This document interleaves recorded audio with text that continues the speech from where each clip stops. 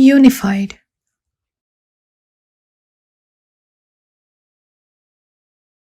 Week 15, Chapter 15. Receiving Guidance for Wise Activity. You have arrived. Now you're ready to break out of the womb of this course. You're ready to use all the techniques you have developed.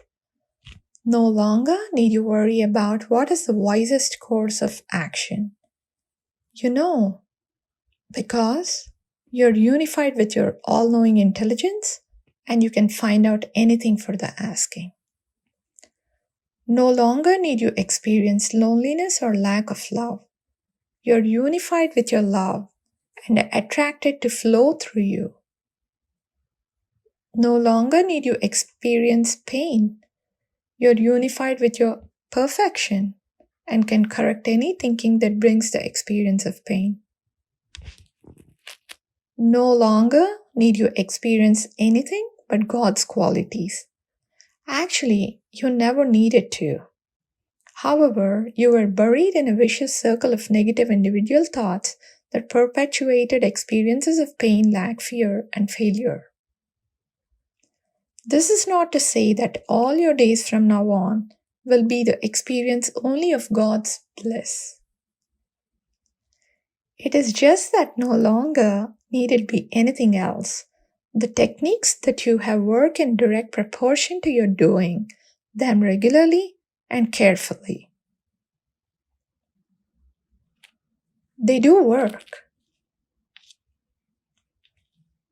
For a while, you may need to deal with those stubborn thoughts that are out of sync with God's thought that created you. Until they're neutralized and released, they may continue to manifest experiences. Don't let that impede your diligence. Those thoughts may even set up counter thoughts that this course is silly or a waste or ineffective or even evil. Those thoughts appear almost to have a life of their own, and now they're doing everything they can to save their lives. Just observe that process, but don't buy into the negativity.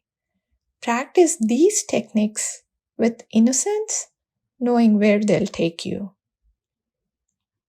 Your quiet periods now are free for you to receive whatever guidance you want. Your higher self is yours. It is you. Your whole self is now available for any help you need in fulfilling your purpose in life. That is the key now to all your communication with your higher self, fulfilling your purpose in life. That is really all you're interested in, if you think about it. What is your purpose in life? First, your highest purpose is to return to being unified. Return to the state of knowing who and what you are in truth, and return to the experiences of God's qualities.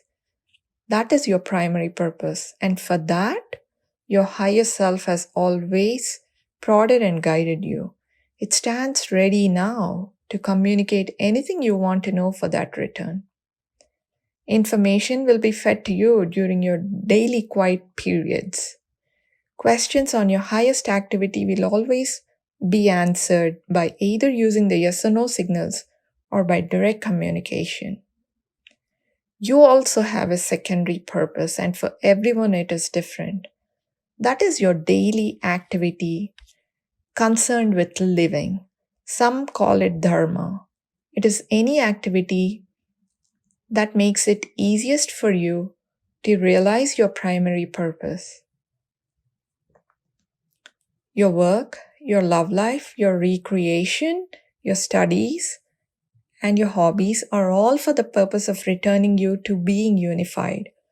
On these activities, your higher self is also eager to guide and complete your knowledge. Today, and in your quiet periods from now on, you are to have two sections. First, just be receptive. Receive. Any knowledge that is wise for you to have will come at that time. Second, you may ask for guidance on any subject, but for each subject always begin with, is it in my highest and wisest interest to ask about the subject? If the answer is no, you may want to find out why. Maybe it is because you already know the answer. Maybe it is something you need to work out further without any additional knowledge. Possibly, it is simply an illusion you're dealing with. Explaining a no can be very enlightening. If the answer is yes, find out if your higher self wants to communicate the answer directly to you or whether you should ask more yes or no questions. Usually, your higher self will let you determine which route you want to take. Always preface each substantive question with, "Is it in my highest and wisest interest to state your desire or possible course of action?" If your answer to a question seems strange, check to see if your aura has an uninvited influence. That always clouds your answers, which may be hard to perceive or may be downright wrong. If your answer to a question is no, it may mean, no, it isn't wise for you to have an answer to that particular question. That is an untrue no. To find out, ask, is that a true no? Remember also that your questions are taken literally. What you say must be what you mean. Carefully choose your words. Always think about any double meaning you might accidentally be putting into your sentence structure. When you ask about the highest and wisest course of action, know that a yes may not preclude the exact opposite action. It can be in your highest and wisest interest to change jobs. At the same time, it might be in your highest and wisest interest not to change jobs. You will not receive an answer to which is the highest and wisest.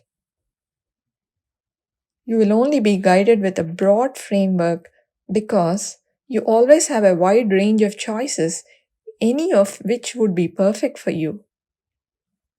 Your free will is not tampered with. This is because at this delicate stage, while you think of your higher self as separate, you must keep exercising that free will. Your higher self will not allow your free will to become dormant. There are any number of spirits that would love to usurp your free will and take over every aspect of your life. That's why you must always use the safeguards during your quiet period.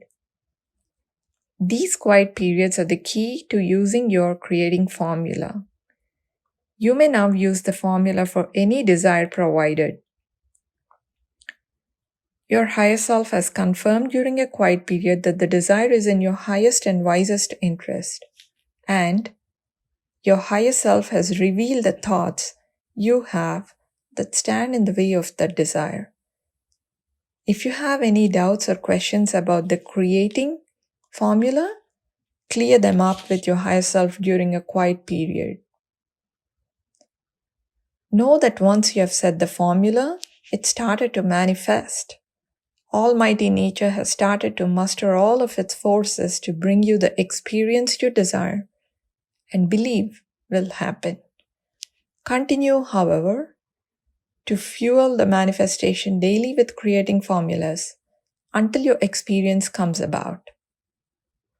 Sometimes, those nasty individual thoughts are stubborn and need to be burned off more gradually.